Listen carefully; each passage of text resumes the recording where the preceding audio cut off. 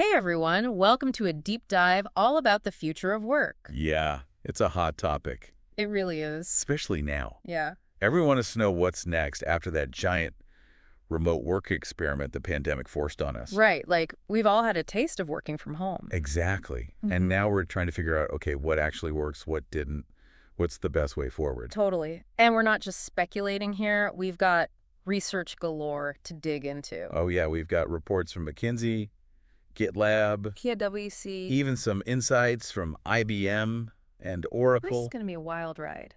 So buckle up. I think you'll find some surprising stuff in here. Like, for instance, Yeah. remember all that hype about remote work being like this productivity miracle? Oh, yeah, for sure. Turns out Yeah. it's not always the case. Interesting. Yeah, there's more to it. And what about the ripple effects? I mean, this is impacting way more than just our individual work days, Oh, absolutely. company culture. Career paths. Even like the cities we live in could look totally different because of this. It's a total reshaping of the way we work and live. So throughout this deep dive, think about how these trends might affect your own career and choices. Good point. All right, let's jump into it. This McKinsey report analyzed a ton of jobs and countries. Hundreds of each, actually. Wow. And their big takeaway is that remote work, it's not evenly spread across the board. Okay, so certain types of jobs benefit more. It's really concentrated among those high-skill folks. Like who? What kind of jobs are we talking? Think finance, insurance, management, IT. Okay, so those fields that were already kind of leading the way digitally. Exactly. So it's not just that these jobs can be done remotely, it's that they're also in high demand, right? Yeah, and often well-paid, too. So if remote work really takes over. It could actually widen the gap between high-skill and low-skill workers. Wow, I hadn't thought about it that way. Yeah, it's a real concern. So it's not just about individual preference anymore, it's about access to opportunity too. Absolutely. We need to be thinking about how to help workers who might be left behind.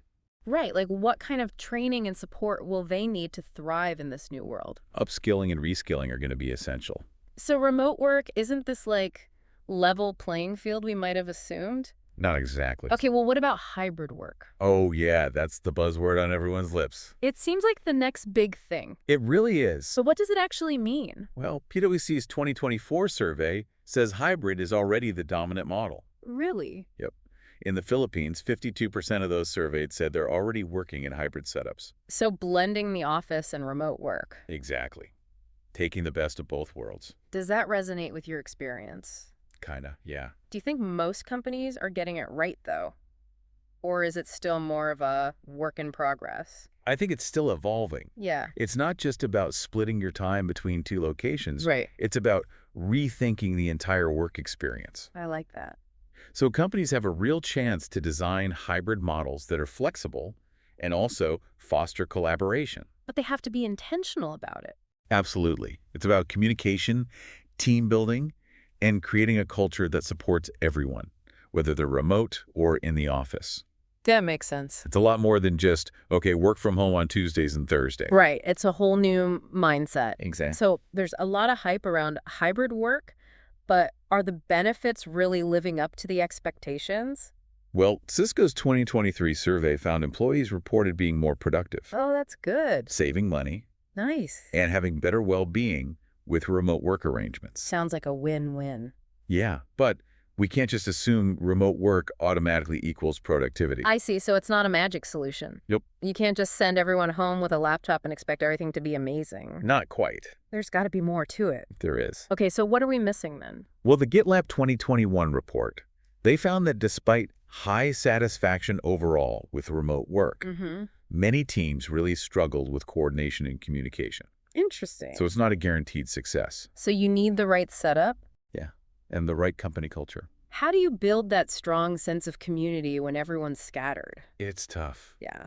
And especially when people are saying they crave that connection even more when they're working remotely. Yeah, that's what I was going to say. It's a paradox. It is. People love the flexibility, Uh-huh. but they miss those spontaneous interactions that happen in an office. Right. Those water cooler moments? Exactly. So companies need to get creative. They do. They need to find ways to foster those connections virtually. That makes sense. This IBM Oracle study actually suggests HR needs to step up big time. Okay, what do they have to do? They're saying HR should be using AI-powered tools to support things like continuous learning, career growth, and pay transparency. Interesting. It's all about keeping remote workers engaged and fulfilled. Right, because it's easy to feel isolated, It is. especially if you're not getting the same kind of support and development opportunities as your in-office colleagues. Exactly. So technology can actually be a powerful tool here. Okay, how so? It's not about replacing those in-person interactions, but about enhancing them. I see. Imagine having AI tools that connect you with colleagues who share your interests or skills. Oh, like a smart networking platform within your company. Exactly, even if you're miles apart. That's really cool. So we're starting to see how this remote work thing is impacting everything, From individual jobs. to the way companies operate. But what about the bigger picture? Ah, yes, the societal impact. Exactly. What does this mean for all of us? Well, McKinsey found something really interesting about gender equality. Okay. Women's jobs are actually 19% more at risk in sectors hit hard by the pandemic Why is that? because they have lower remote work potential. Wow, that's almost the opposite of what I would have expected. I know, right? I thought remote work was supposed to be empowering for women. It can be, but there's more to the story. Okay, tell me more. Many women work in fields that require more face-to-face interaction. Like what? Think healthcare and education. Right, those are tough to do remotely. Plus, women still often shoulder more responsibility Yeah. for childcare and housework. Which makes it harder to take advantage of those remote work opportunities. Exactly. The technology is opening up new doors, It is. but we need to make sure it doesn't accidentally create new inequalities too. Absolutely. We'll be exploring that further in the next part of our deep dive. Awesome, looking forward to it. We'll be talking about potential solutions and strategies for building a more equitable future of work. Perfect, I can't wait to learn more. Me too. It's going to be a good one. All right, everyone, stay tuned for part 2, where we'll dive even deeper into these fascinating trends and what they mean for all of us. See you there. So we just heard that women's jobs could actually be more at risk in this shift towards remote work. Yeah, it's a bit of a wake-up call. It really is. And it's not just about gender either. Right. Who else could get left behind? Well, think about people with disabilities, Okay. folks in rural areas with bad internet, Oh, yeah, that's a big one. or even people who just, thrive in that traditional office setting. Yeah, they need that in-person energy. Exactly. So if we go full steam ahead with this remote-first world, Mm-hmm. we could end up excluding a lot of people. It's almost like we need, like, a new set of rules for work. Yeah. A social contract 2.0 or something. I like that. Social contract 2.0. Yeah, make sure everyone benefits from this shift. Right, not just a select few. So what would that look like? Well, we need policies and infrastructure that guarantee equal access Access to what? to the opportunities that remote work brings. So like training programs. Yeah, definitely. Affordable broadband for everyone. Absolutely.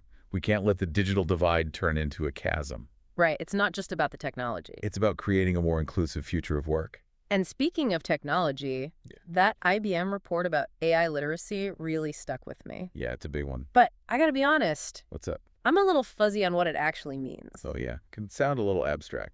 It does. Like, in a practical sense, what do I need to know about AI? Well, it's more than just understanding how AI works. Okay. It's about being able to look at its output Yeah. and understand its limitations, Got it. and then actually using it in your job. Okay, so you don't need to be a data scientist, Right. but you need to be comfortable working with AI tools. Exactly. Yeah. Like, think about how we all had to learn basic computer skills, Oh, yeah. even if we weren't programmers. Right. Everyone needs that baseline. This is kind of the same idea. So it's about being fluent in the technology that's shaping our work, That's a great way to put it. And this is going to be important for a ton of jobs. not just in Silicon Valley. Nope. Big marketing, sales, healthcare. Oh. AI is already changing those fields. And it's only going to get bigger.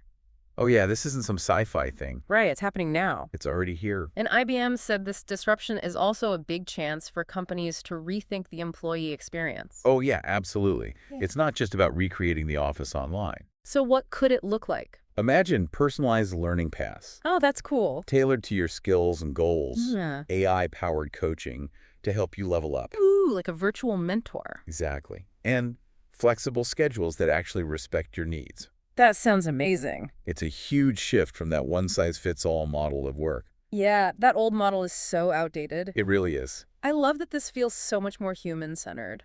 Does, right? It's ironic, all this Totally. tech talk, but it's making work more human. Exactly.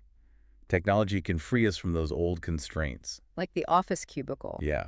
And it lets us work in ways that suit us better. And that includes how we design our virtual workspaces, too. Oh, yeah. We've all been there. Where? Endless video calls, feeling like you're always on. It's exhausting. So how do we design virtual spaces that are actually enjoyable? Well, we got to move beyond just replicating the office. Okay. Think about using VR for immersive collaboration. That would be so cool. Right. Or AI that personalizes your digital environment. Based on your work style. Exactly. It's about well-being and productivity, not just endless connectivity. I like that. It's a whole new way of thinking about work. Okay, but let's zoom out for a second. Okay, zooming out. We've talked about individual impacts, company impacts. Yeah. But what about the ripple effects on society as a whole? Oh, that's the big question. It is. That McKinsey report about urban economies, that was fascinating. It really was. Will remote work revitalize smaller cities? Yeah. Will we see a spreading of prosperity? Or will it just make those megacities even stronger? It's a tough one to predict. It is. Think about it. Yeah. Shorter commutes. Yeah. More affordable housing. Yeah. A better work-life balance. That all sounds pretty good. It does. But those megacities, Yeah. they have this concentration of talent and resources. Right. It's hard to compete with that. Exactly. So if remote work accelerates that flow of wealth to those hubs, It could make inequality even worse. yeah, it's a real possibility. So it's not all sunshine and roses. Definitely not. It's complex. It is. Technology, work culture, individual choices, the fate of cities. It's all connected. It's mind-blowing. It really is. And this is just the beginning. I know. It's exciting and a little terrifying all at the same time. Yeah, it's a massive societal shift in progress. Okay, so we've talked a lot about the big picture trends, but I'm curious. Yeah. Are there any companies out there who are, like, really nailing this new world of work? Oh, for sure. You know, actually putting all these ideas into practice? Yeah, like Deloitte. What are they doing? So their global remote work survey, Huh? it found that nearly 80% of companies Wow. plan to allow some level of remote or hybrid work going forward. So it's not going away. Not at all. But what's cool is Deloitte's not just advising their clients on this stuff. They're doing themselves. They are. They're figuring out the logistics. Oh, that's complicated. It is. Tax implications, talent management, all that. So they're walking the walk. Exactly. It's like a giant real-time experiment. That's awesome. And remember that PwC survey from the Philippines? Yeah, the one where a lot of people were already in hybrid setups. Yeah, it shows this isn't just some fringe trend. Right, it's becoming the norm. It is. But it makes me think, About. even though we're talking about global trends, this is all going to play out differently depending on where you are. Oh, absolutely. Like McKinsey found that remote work potential is much lower in emerging economies. Yeah, because a lot of the jobs there just require more face-to-face interaction. Right, so it's not a one-size-fits-all solution. Nope. We have to remember that. It's easy to get swept up in all the excitement, It is. but it's not the answer for everyone. And that brings us back to that idea of equity and inclusivity. Right, making sure no one gets left behind. Exactly. As we embrace these new possibilities, Yeah. we have to be mindful of the folks who might not benefit as much. So what can we do? We need solutions and policies that ensure everyone has equal access. To those remote work opportunities. Yeah, no matter their job or location. It's about creating a future of work that benefits everyone. Absolutely. It's not just about the technology. It's about people. It is. Technology is a tool. But it's the human element that really makes it all work. Trust, flexibility, empowering people to do their best work. No matter where they are. Exactly. It's about reimagining what work can be Creating something more human-centered. and adaptable to our changing needs. That's where the real innovation lies. I think so too. So as we wrap up this deep dive, Yeah. I want to leave everyone with a few questions. Okay, hit us. What have you learned about the future of work today? Good one. What really resonated with you? Yeah, what stood out? And what does all of this mean for your own career and choices? Ooh, that's a big one. It is. The future of work is being written right now. It is. And we all have a role to play in shaping it. So whether you're an employee, A manager, an entrepreneur, whoever you are. this is the time to be bold. Be curious. Embrace the possibilities. Don't be afraid to challenge the status quo. Experiment with new ways of working. Advocate for a future of work that's more flexible, equitable, and fulfilling. This is just the beginning of a much larger conversation. It is. And we're all in this together. Thanks for joining us on this deep dive. We hope it's given you some food for thought. And inspired you to think differently about the future of work. Yeah, it's an exciting time to be rethinking how we work and live. So keep learning, Keep exploring. keep pushing those boundaries. And until next time. Take care.